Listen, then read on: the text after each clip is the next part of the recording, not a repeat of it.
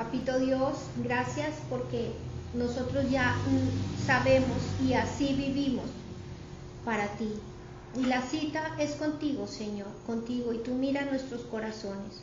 Hoy te pedimos que nos dispongas el alma, el cuerpo y el espíritu, porque hoy tienes palabras lindas para decirte, para decirnos palabras de vida, palabras de verdad, palabras de sabiduría que nos traen esperanza y tranquilidad al alma.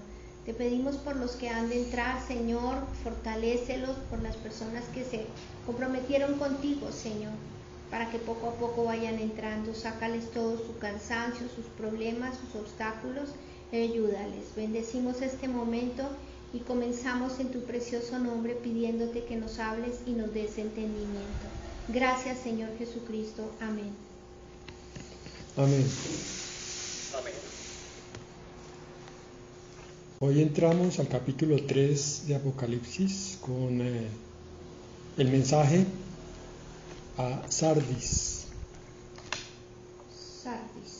Apocalipsis es un libro muy claro y directo cuando se le entiende. Y vemos que los mensajes son muy contundentes y nos aclaran las actitudes que son adecuadas para con Dios. El problema es que muchos no se quieren acomodar a la palabra del Señor y por eso entonces sienten un rechazo hacia Apocalipsis. Pero la palabra en Romanos 13:3 nos dice: porque la autoridad no está puesta para infundir temor al que hace el bien, sino al malo. ¿Quieres pues no temer la autoridad? Haz lo bueno y tendrás alabanza de ella. Aquí hay una enseñanza clara y sencilla. Cuando yo estoy haciendo lo bueno, yo no temo que me vayan a reprender. Y esto es válido para el acercamiento con la palabra de Dios. Cuando yo siento malestar ante la palabra, es que puedo estar con algún pecado oculto, no confesado. El libro de Apocalipsis, como es tan claro, produce a veces un cierto tipo de malestar en las personas. Pero se trata solamente de ser limpios, como hemos visto, con Dios, para que no caigamos en las trampas, porque desde la perspectiva de Dios y de Apocalipsis, muchos son los cristianos que sin saberlo unos y sin creerlo otros están caminando caminos de apostasía. Llevamos 2 iglesias que han sido en sucesión como un descenso, como una escalera que va hacia abajo. La iglesia de Pérgamo y la de Tiatira, incluso la de Éfeso. Si no fuera porque Esmirna sacó la cara por las iglesias, tendríamos entonces como una escalera en descenso. Primero Éfeso, después Pérgamo, después Tiatira y ahora, en cuarto lugar, Sardis, que está todavía más abajo que las otras 3 iglesias que han sido reprendidas por Dios. Estas 4 iglesias, incluso la última, la de la Odisea, representan esa famosa apostasía de la que se habla continuamente en estos tiempos y que a veces no entendemos bien qué es. Apostasía, por definición, es apartarse de algo, básicamente de una verdad fundamental. Y esa palabra la encontramos en la segunda de Tesalonicenses 2:2. Esto que estamos viendo es como la introducción para entender que Sardis es el penúltimo escalón de la apostasía. El último lo tiene la Odisea. Segunda de Tesalonicenses 2:2 y 3 dice: que no os dejéis mover fácilmente de vuestro modo de pensar, ni os conturbéis ni por espíritu, ni por palabra, ni por carta como si fuera nuestra, en el sentido de que el día del Señor está cerca. Pablo se está comunicando con los cristianos de hace 2000 años Entonces les estaba enseñando que el día del Señor todavía faltaba un tiempo para venir. Para nosotros está muchísimo más cerca, pero miren que tienen que cumplirse dos condiciones que están a continuación. Versículo 3. Nadie os engañe en ninguna manera, porque no vendrá, ¿qué? El día del Señor, sin que antes venga la apostasía, el apartamiento, el enfriamiento de la iglesia. Y en segundo lugar se manifiesta el hombre de pecado, el hijo de perdición. Entonces, las dos más grandes señales de los últimos tiempos son la apostasía, por un lado, y la manifestación del anticristo. De esas, solamente falta una para nosotros, que es la manifestación del anticristo. El anticristo se va a manifestar en el preciso momento en que la iglesia suba al cielo. Pero la apostasía ya se está manifestando desde hace tiempo. Y lo vimos en las iglesias como Tiatira, como Pérgamo y como Éfeso. Iglesias que se apartaron de la enseñanza central del Señor Jesucristo. Entonces empecemos con Sardis. Escribe al ángel de la iglesia en Sardis: yo, el Señor, estoy mandándole un mensaje a la iglesia a través del pastor, del mensajero, del ángel. Sardis quiere decir, del griego, el sol. Uno diría, bueno, con ese nombre va a ser una iglesia muy luminosa. No, lo que va a ser es una iglesia aparente, pero en el fondo, desde el punto de vista de Dios, muy distinto a lo que aparenta. Esta iglesia corresponde al periodo después de la Edad Media, más o menos entre el año 1517, que fue cuando se inició la reforma por Lutero. Lutero, él era monje católico y sufrió una cantidad de desajustes y confusión, porque Lutero empezó a leer la Biblia y vio que la Iglesia Católica no se estaba comportando como decía la Escritura. Entonces, a raíz de unas, se me olvida en este momento, que la Iglesia estaba pidiendo unas ofrendas y Lutero vio que la forma como se pedía era totalmente antibíblica. Entonces, en el año 1517 escribió 95 puntos, que son lo que se llaman las tesis de Lutero, 95 tesis. Y a partir de ahí, entonces empezó a reunir alrededor de él a una serie de cristianos que habían leído la Biblia y habían descubierto que el cristianismo se había apartado increíblemente de sus orígenes, de la enseñanza del Señor. La iglesia medieval, como vimos la vez pasada y como vamos a ver hoy, en la Edad Moderna, que es esta que está aquí, era increíblemente corrupta en todos los sentidos, en cuanto a dinero, en cuanto a poder, en cuanto a moral y en cuanto a aplicación de los principios espirituales. Lutero se levanta como el reformador, tratando de traer a los entendidos hacia las verdades bíblicas. Sin embargo, vamos a ver a lo largo del análisis de la carta que tenemos aquí hoy, que ese movimiento de reforma no fue ni mucho menos perfecto, sino que empezó con fuerza y se apagó después. Por eso el nombre de Sardis, el sol, cuadra es simplemente en la apariencia, porque la iglesia de esa época era muy orgullosa de sí misma, muy pagada. La iglesia protestante, de ahí viene el nombre, por la protesta de Lutero, empezó bien, pero con el tiempo se fue durmiendo. Por eso el Señor les dice, el que tiene los 7 espíritus y las 7 estrellas dice esto.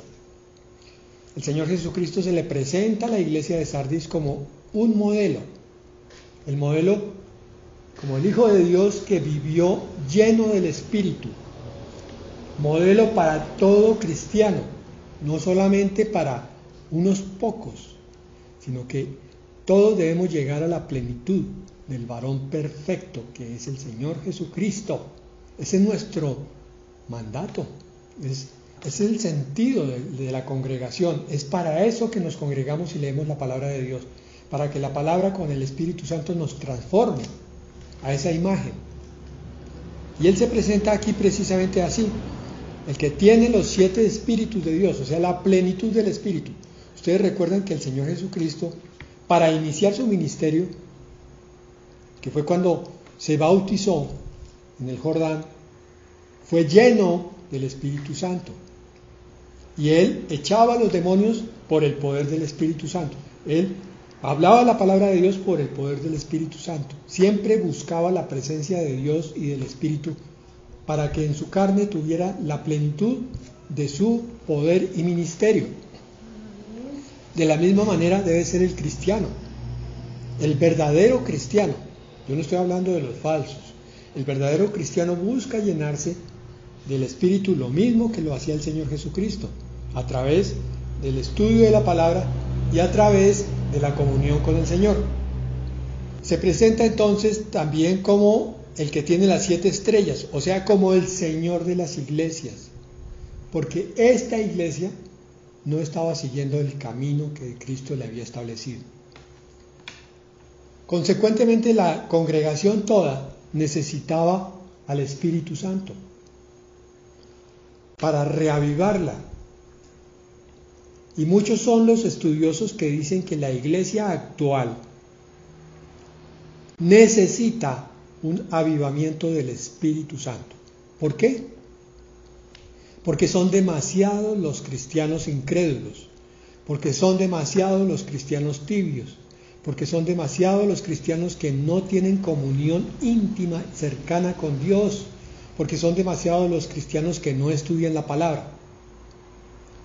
Por eso se considera que gran parte de la iglesia actual está como la iglesia de Sardis, que es la iglesia muerta o la iglesia zombie, le dicen otros. ¿Por qué muerta? Porque una obra de hombre junto a otro hombre y a otro hombre que está haciendo sus obras, aunque se llamen iglesia y no la están haciendo en la fuerza del Espíritu Santo, es una obra muerta. Es una iglesia muerta a los ojos de Dios. No importa que haya mucha gente dentro de ese edificio, no importa que salten, brinquen, pataleen, digan amén, digan aleluya y se llamen a sí mismos cristianos. Si no están llenos del Espíritu Santo, el Señor los considera muertos. Por eso les dice: yo conozco tus obras, que tienes nombre de que vives, pero estás muerto. Miren qué terrible es que el Señor llega a este punto, y esta es una iglesia en la cual no hay consideración de obras buenas, sino de una. El Señor le dice: tú crees que estás haciendo algún papel en la historia y en tu ciudad. Tú crees que estás lleno de personas que están buscando de Dios, pero en realidad en la congregación y la misma iglesia está muerta. Hermanos, eso es terrible, porque como vimos, son apenas 7 modelos de iglesias. Si estamos aquí con una de las 7, estamos hablando de un porcentaje, yo no soy matemático, pero calculo como un 15%, ¿sí? Un poco más, entre 15 y 20% de las iglesias están muertas, conforme al modelo de Sardis. 15 a 20%, pongamos 20% para redondear. 20% significa que 2 de cada 10 iglesias que tú conoces están muertas. Aunque abren sus puertas para culto, aunque tienen un pastor en un púlpito, aunque tienen alabanza, están muertos. Lo tremendo de esta conclusión es que sabemos que la palabra se aplica en cuanto a las iglesias, no solo a las iglesias actuales, sino a los creyentes actuales. Lo que quiere decir que por lo menos el 20% de los creyentes actuales están muertos. Y eso es terrible. Aunque esta iglesia tenía buena reputación porque la ciudad de Sardis era conocida alrededor, tenía una buena fama, la iglesia creía que también tenía una buena fama, pero en realidad por dentro no había absolutamente nada.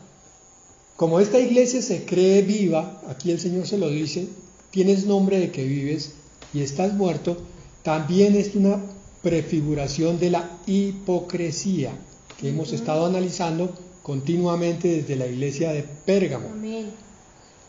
Pérgamo, Tiatira, Sardis y todavía en mayor grado la Odisea son representantes, 4 por lo menos, de la hipocresía religiosa del cristianismo. Nosotros le damos muy duro a las religiones. Hablamos fuerte de todos estos grupos de religiosos que no son cristianos, pero no miramos que dentro de nuestro cristianismo existe algo nauseabundo, algo que está putrefacto, que es la hipocresía. La hipocresía es aquello por lo cual un creyente se presenta como muy santo, como muy buscador de Dios, como muy estudioso de la palabra, como muy piadoso, pero su vida, cuando está fuera del radar del pastor o de la iglesia o de otros hermanos, entonces es totalmente diferente a lo que dice. Este es el grado máximo de hipocresía, la iglesia de Sardis, dentro de las que ya hemos visto. Y ustedes saben que Jesús habló fuertemente a los dirigentes religiosos, por ejemplo en Mateo 23, que es todo un capítulo donde se nos habla de la hipocresía de los fariseos hipócritas, les dicen, como sepulcros blanqueados.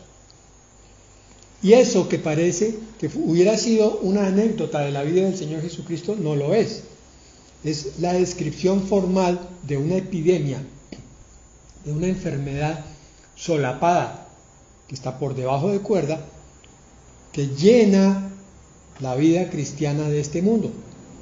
Por eso el Señor aquí le envía una reprensión directa a esta iglesia para que el resto de las iglesias aprendan. Yo decía ayer que de aquí es de donde viene tanto temor a estudiar Apocalipsis, porque la palabra es muy clara, no podemos disfrazar esta contundencia, esta claridad. Es una enseñanza tan clara que nos pone a pensar si nosotros estamos fallando, y muchas veces hemos fallado. Las iglesias de la Reforma afirmaban que habían descubierto lo que significaba vivir por fe, que lo habían redescubierto después de 1500 años o de 1400, si descontamos los primeros 100 años. Pero las iglesias de la Reforma, que se levantaron contra la Iglesia Católica Romana por causa de las fallas que tenía esa iglesia, terminaron cayendo muchas de estas iglesias protestantes en las mismas fallas de la Iglesia Católica Romana. ¿Eso qué significa? Mis hermanos, que hay dos grandes males que aquejan al cristianismo. Uno es el diablo. El diablo siempre va a estar buscando cómo duerme al creyente, cómo lo apaga, cómo lo aburre, cómo lo insensibiliza, cómo lo empereza, cómo lo anestesia. Pero muchas veces el diablo no tiene que hacer mayor cosa porque el propio cristiano se encarga de no hacer lo que tiene que hacer y entonces se queda dormido con una facilidad extraordinaria.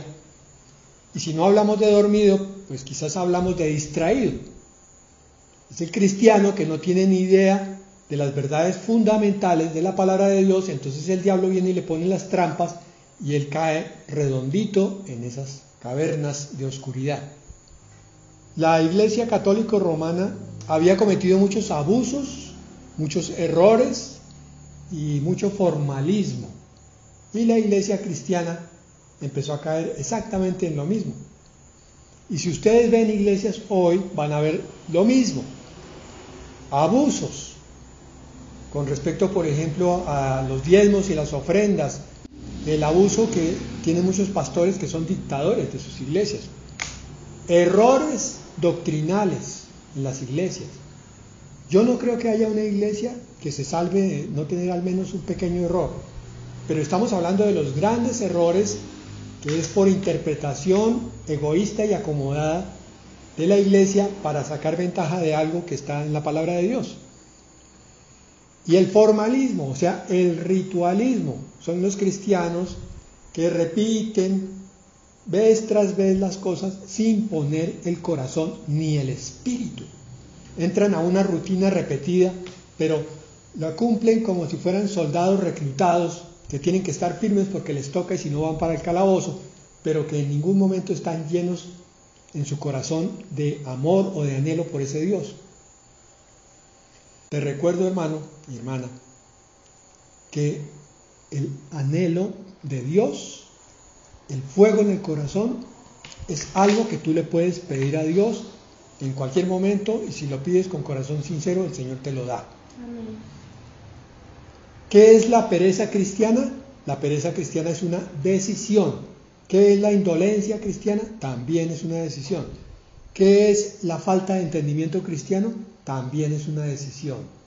Porque el cristiano tiene al máximo Dios que puede tener, el Dios que hizo los cielos y la tierra, el Dios que es capaz de hacer cualquier milagro. Entonces es imposible que un cristiano que le clame a Dios con corazón sincero y le diga: Señor, ayúdame, sácame de esta mediocridad, no sea oído por Dios. Señor, ayúdame a no pecar más. Señor, ayúdame a entender tu palabra. Es imposible que Dios no lo venga a ayudar. En Cristo somos más que vencedores. En Cristo, es decir, cuando yo estoy en Cristo, cuando realmente estoy viviendo con Él, cuando realmente es mi Señor. En 3.2 dice: sé vigilante y afirma las cosas que están para morir. En este momento son muchos los estudiosos cristianos que dicen que lo que fue comenzado en la Reforma no ha sido terminado, nunca. Esa revisión de la Escritura para que se convirtiera en el eje central de la vida del cristiano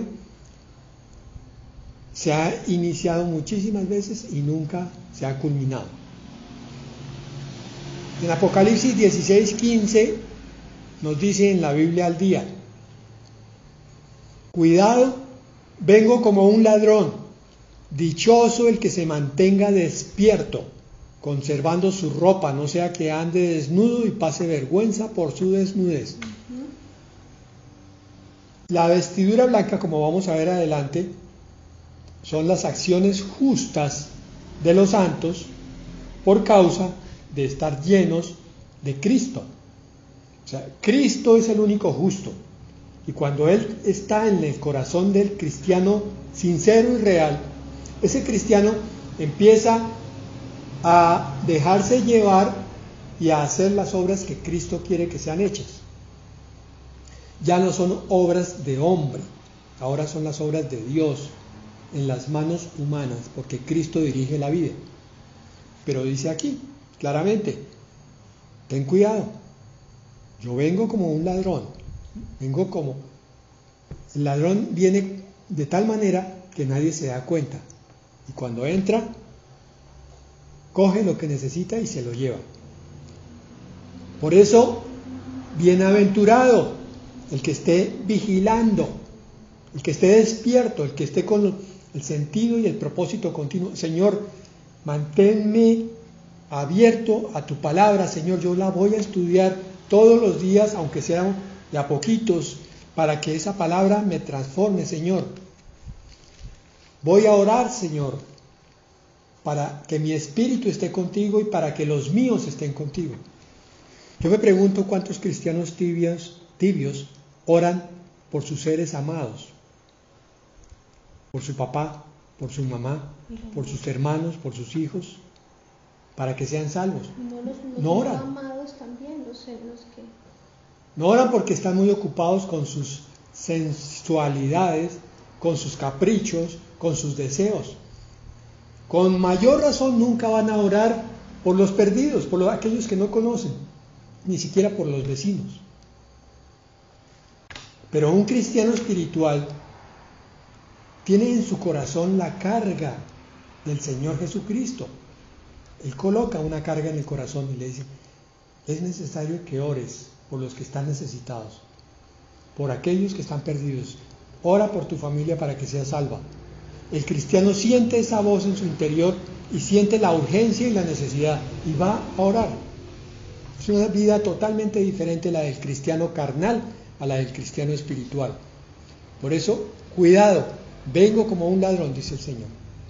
Sé vigilante como cristiano espiritual, que sabe lo que dice la palabra y por tanto está alertado. Y sabe que la venida del Señor es intempestiva. Le dice entonces a la iglesia de Sardis, porque no he hallado tus obras perfectas delante de Dios. Aquí está todo el diagnóstico. Juan 17:4 dice, yo te he glorificado en la tierra, he acabado la obra que me diste que hiciera. Lo dice el Señor Jesucristo. Todos tenemos una obra que el Señor nos dio. A algunos nos tocó ser pastores, a otros maestros de la palabra, a otros consoladores, a otros les dio el Señor el hablar de la palabra de Dios a 3, 4 o 10 personas a lo largo de toda su vida. Esa fue la misión para esa persona. Pero esa persona estaba tan ocupada con sus cosas que vio a esos 4 o 10 necesitados y no les habló. El Señor Jesucristo, cuando subió al cielo, lo mismo que Pablo y que todos los apóstoles declararon lo mismo. He acabado la buena obra, la carrera de la fe, lo que Dios me puso. El cristiano no es un ser humano que se sienta a oír sermones, es un ser humano con esencia divina que oye los sermones y sale a aplicar la palabra. Y Colosenses 3:23 dice, todo lo que hagáis, hacedlo de corazón, como para el Señor y no para los hombres. Este punto es crucial y creo que es el diagnóstico de muchos de los problemas de las iglesias cristianas. Se hacen muchas cosas, pero no se hacen de corazón ni para Dios. Se hacen para sí mismo, para el egoísmo, para la fama, para el poder, para el dinero, para la comodidad. Incluso hay quienes entran a las iglesias cristianas no porque estén buscando de Dios, sino porque se sienten muy solos en la vida y creen que de pronto van a encontrar pareja o amigo o por lo menos algo de apoyo en una congregación cristiana. Ellos no entraron a un grupo que está buscando a Dios, entraron a una red social. Para ellos la iglesia es lo mismo que WhatsApp, porque no hacen las cosas de corazón, se enfrían y se calientan, están entusiasmados y se apagan. Cuando el Señor les pide que hagan algo, si lo empiezan, lo terminan rápidamente o no lo terminan o solamente lo hacen en su comodidad. Aquí dice, hacerlo de corazón como para Dios. Si nosotros, hermanos, hiciéramos todas las cosas como para Dios, ustedes se pueden imaginar lo que pasaría. Si tratáramos a los nuestros como para el Señor, como si fueran ovejas y criaturas de Dios, imagínense el amor con que las trataríamos. Si trabajáramos en la iglesia, llevando el evangelismo, la palabra, o las obras de misericordia a los necesitados, como si lo hiciéramos para Dios, imagínense cómo estaría esa iglesia. Apocalipsis 3:3. Acuérdate pues de lo que has recibido y oído, y guárdalo y arrepiéntete. El Señor le dice a la iglesia, alguna vez tú recibiste la verdad, recibiste el entendimiento de que había un camino, lo oíste y hasta viste ejemplos. Recuerda eso y guárdalo y regresa a ese punto. Apocalipsis 3:19 nos dice: yo reprendo y castigo a todos los que amo, sé pues celoso y arrepiéntete. A todos los que yo amo, a veces tengo que tratarlos con fuerza, con dureza, para que reaccionen, pero también recuerden que es para que den fruto. No se les olvide la poda del jardinero. Reprendo y castigo a todos los que amo. La reprensión sería la poda, el castigo sería la disciplina de Dios porque yo he pecado. Pero viene y me dice, aunque hayas caído, aunque hayas fallado, puedes ser celoso, es decir, querer hacer las cosas como para Dios, sacar de ti la mediocridad y arrepiéntete. Con frecuencia oímos esa exhortación, arrepiéntete, arrepiéntete. Pero vemos que hay dos clases de pueblo de Dios. Uno que sí cae de rodillas, que llora amargamente su pecado y que le pide cambio de vida al Señor. Y ese pueblo es bendecido. Pero otro pueblo parece andar indiferente, como si no le hubieran dicho nada importante.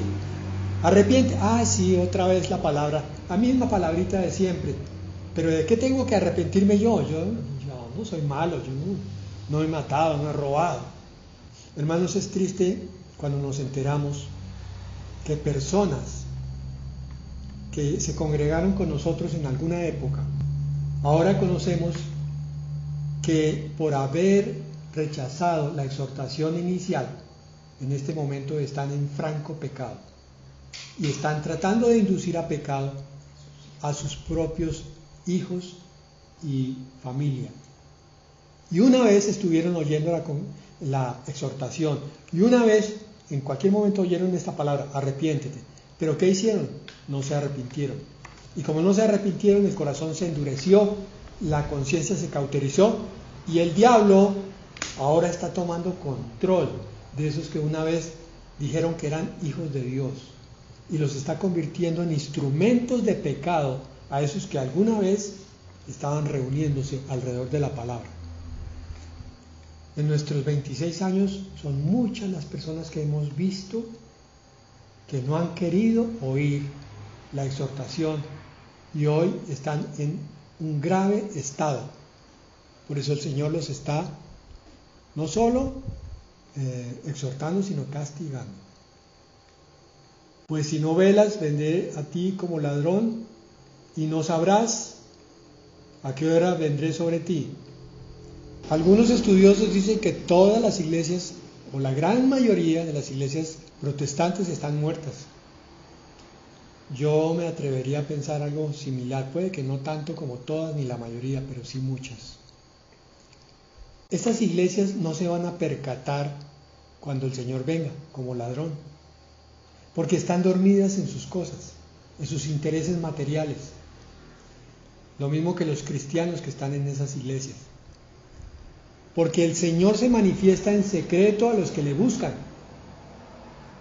Y la manifestación de la venida de Cristo por su iglesia va a ser en secreto también. En secreto para el mundo pecador. Eso incluye a los impíos, pero también a los cristianos que están pecando continuamente, porque no han querido arrepentirse. Los cristianos sensuales, carnales, tibios. Por lo tanto, es necesario velar. Arrepentirse y velar son dos cosas que continuamente tenemos que estar haciendo.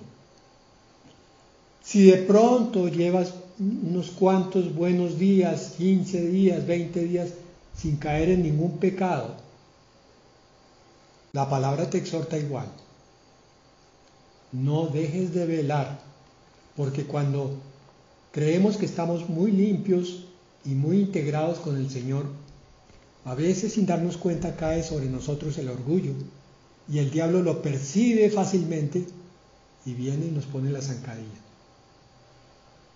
3:4. Pero tienes unas pocas personas en Sardis que no han manchado sus vestiduras y andarán conmigo en vestiduras blancas porque son dignas. No importa lo mala que sea la iglesia, siempre hay corazones limpios y dispuestos para Dios. Tienes unas pocas personas en medio de esa iglesia muerta y apóstata. Sin embargo, hay unos cuantos santos. Qué alegría que el diablo no puede acabar con la verdad de Dios. Las puertas del Hades no prevalecen contra la iglesia, ni aún en las peores iglesias. Y el Señor les recuerda a estos que no han manchado sus vestiduras. En la Biblia las vestiduras representan lo que somos en nuestro andar y nuestro vivir.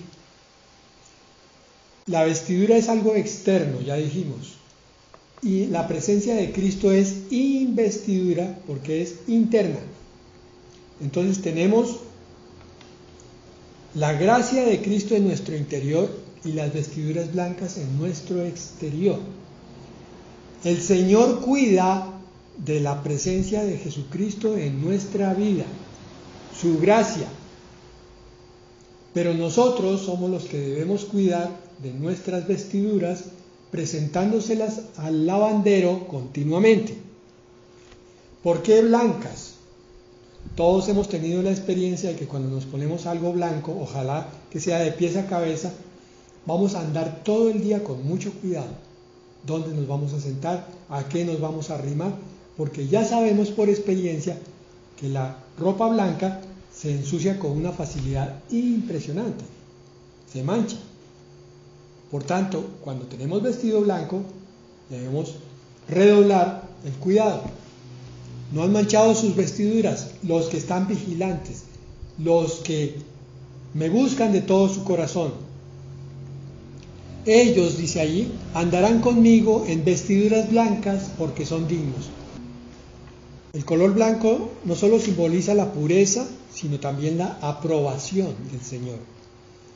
Aquí esas vestiduras blancas que representan el modo de andar y vivir que no se ha contaminado, reciben la aprobación de Dios. Entonces, aunque andamos en vestiduras que deben ser blancas, sin mancha, ni arruga, ni cosa semejante, el Señor nos va a dar unas vestiduras blancas, ahora sí, permanentes. A eso es lo que se está refiriendo aquí cuando dice, ellos no han manchado sus vestiduras, pero yo les voy a dar unas vestiduras blancas, eternas, celestiales. Zacarías 3:4. Así que el ángel les dijo a los que estaban allí, dispuestos a servirle, quitadle las ropas sucias. Y a Josué le dijo, como puedes ver, ya te he liberado de tu culpa, ahora voy a vestirte con ropas espléndidas. Las vestiduras blancas son la liberación de todo pecado y de toda culpa. Aquí el sumo sacerdote Josué, este no es el mismo Josué que entró al pueblo de Israel a la tierra prometida. Este es el sumo sacerdote Josué, que es dignificado por la mano de Dios. Nosotros no tenemos dignidad, nosotros no podemos presentarnos con limpieza total ante Dios por nuestra propia fuerza. Por eso tenemos que buscar el poder de Dios para limpiarnos. Ustedes ya lo saben, el proceso es muy sencillo. Señor, pequé, no quiero este pecado, límpiame. Te lo pido en el nombre de Jesús. El Señor ve la intención de mi corazón y me limpia, me da la vestidura blanca. Apocalipsis 3:5 vuelve e insiste, o sea que esto es muy importante. Mira cómo son las cosas. Los seres humanos no vemos estas vestiduras blancas, porque nosotros miramos la apariencia. Nosotros miramos cómo habla la persona, cómo se mueve, los estudios que ha hecho, si tiene plata o no tiene plata, eso es lo que vemos. Pero el Señor mira nuestra vestidura exterior, espiritual, y nuestra esencia interior, la de Cristo. Y dice, el que venciere será vestido de vestiduras blancas, y no borraré su nombre del libro de la vida, y confesaré su nombre delante de mi Padre y delante de sus ángeles. A esta iglesia, que estaba tan mal, la exhorta con 3 cosas. Le dice que a los que caminan en justicia les va a dar una vestidura especial. La santidad necesaria para vivir en el cielo. Recuerden, sin santidad nadie verá a Dios.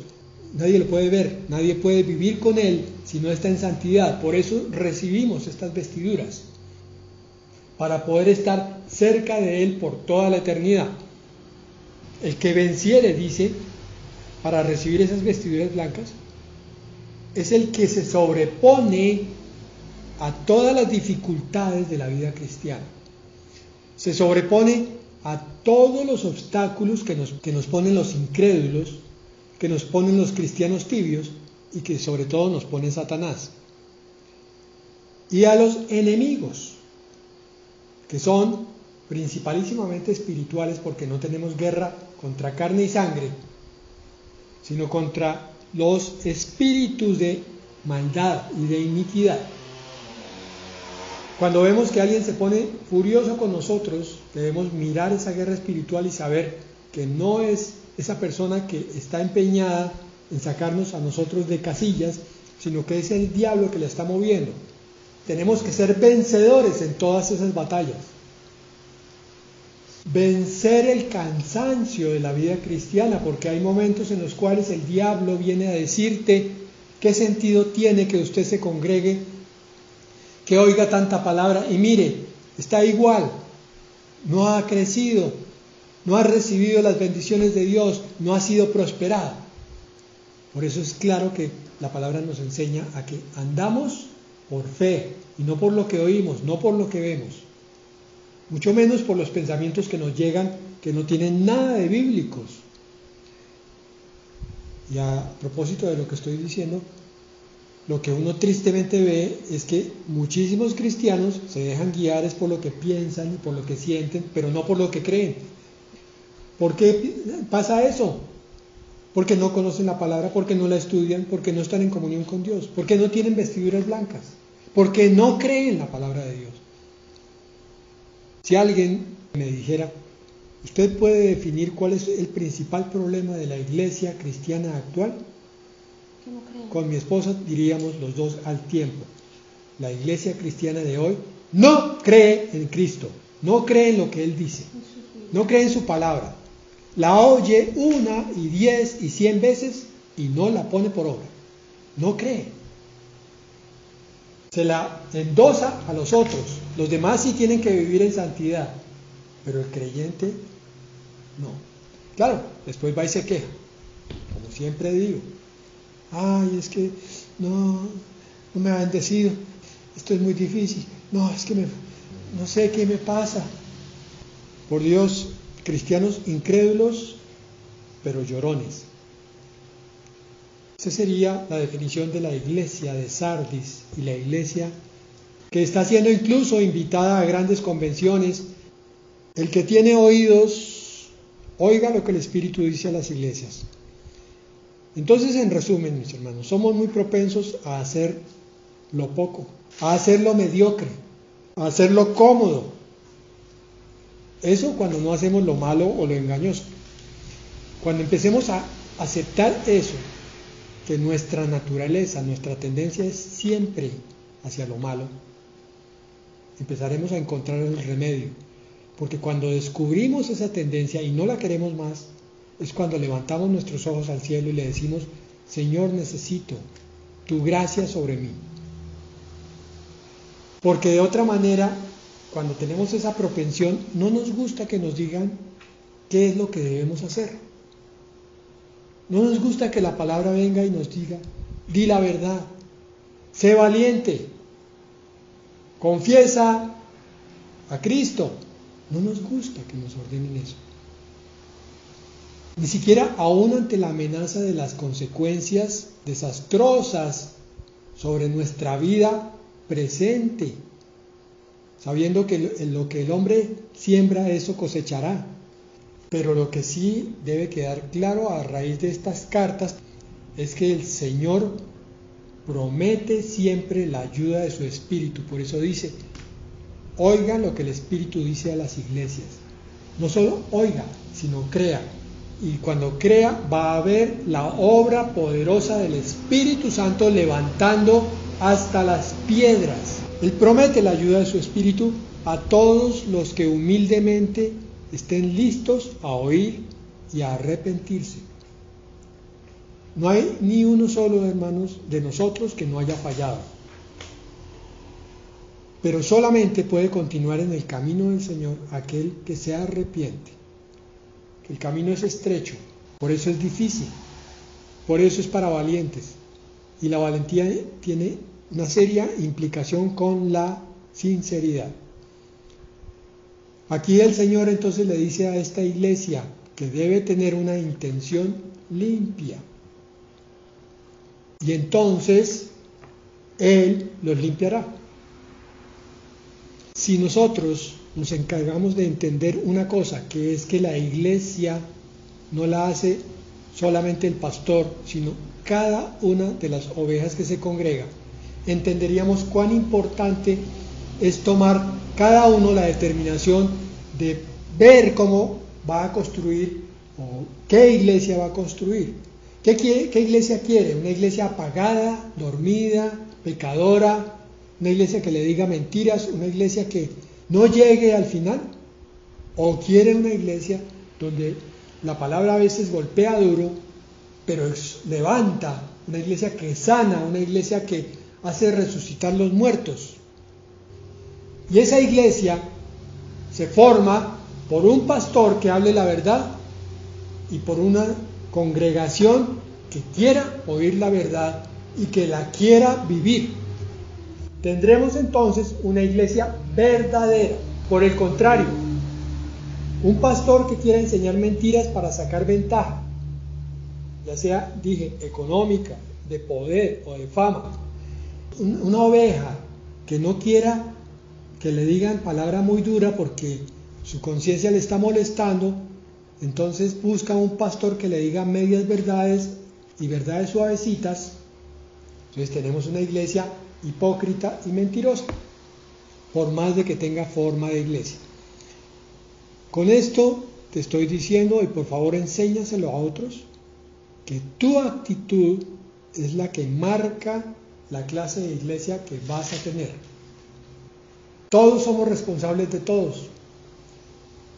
Hay pastores que a veces se cansan de predicar y predicar y predicar y ve que no hay resultado. Y entonces dicen, estoy con una congregación de incrédulos. Pero hay pastores que se llenan de energía porque se retroalimentan cuando ven que las ovejas están sedientas, hambrientas y anhelantes del Dios verdadero. Ese pastor se goza llevando la enseñanza y diciendo, amén hermano, esto es para ti. Sé que eres valiente. Hoy toca una palabra de sanidad. Amén, qué bendición. Pero hoy toca una palabra de martillo. No importa, pastor, amén. La recibimos. Vamos a crecer. Vamos a limpiarnos. Para que no caigamos en una iglesia muerta, como la de Sardis, hermanos. Entonces vamos a orar para eso. En el nombre de Jesús. Amén. Entonces, como conclusión, hoy no queremos ser una iglesia muerta. No queremos hacer cosas por hacerlas, sino con tu inspiración en absolutamente todo, Señor. Entonces, vamos a orar la palabra. El Señor Jesucristo le dijo al Padre, no ruego que los quites del mundo, sino que los guardes del mal. No son del mundo, como tampoco yo soy del mundo. Santifícalos en tu verdad, tu palabra es verdad. Como tú me enviaste al mundo, así yo los he enviado al mundo, y por ellos yo me santifico a mí mismo, para que también ellos sean santificados en la verdad. Mas no ruegan solamente por esto, sino también por los que han de creer en mí por la palabra de ellos. Nosotros somos testimonio, para que todos sean uno, como tú, oh Padre, en mí y yo en ti, que también ellos sean uno en nosotros, para que el mundo crea que tú me enviaste. La gloria que me diste yo les he dado para que sean uno, así como nosotros somos uno. Yo en ellos y tú en mí, para que sean perfectos en unidad, para que el mundo conozca que tú me enviaste y que los has amado a ellos como también a mí me has amado. Padre, aquellos que me has dado, quiero que donde yo estoy también ellos estén conmigo, para que vean mi gloria que me has dado, porque me has amado desde antes de la fundación del mundo. Padre justo, el mundo no te ha conocido, pero yo te he conocido, y estos han conocido que tú me enviaste, y les he dado a conocer tu nombre, y lo daré a conocer aún, para que el amor con que me has amado esté en ellos y yo en ellos. Esta es nuestra oración, Señor, la misma del Señor Jesucristo. Tú nos amaste, Señor. Tú nos hiciste uno a través de nuestro Señor Jesucristo. No permitas que seamos tan atrevidos, Señor, de pretender hacer las cosas sin que tú nos hayas guiado, sin que hayamos ido a tu presencia y tomar decisiones solamente después de haber consultado contigo, en las cosas aún las más pequeñas, en las que creemos más insignificantes y en las más relevantes. Para todo necesitamos de ti, Señor Jesús. Enseña a la iglesia del nuevo redil, a este grupo que tú nos diste, que ellos sean uno en ti, así como tú y nosotros somos uno. Te lo pedimos humildemente en el nombre de nuestro Señor Jesucristo. Amén. Amén. Y amén.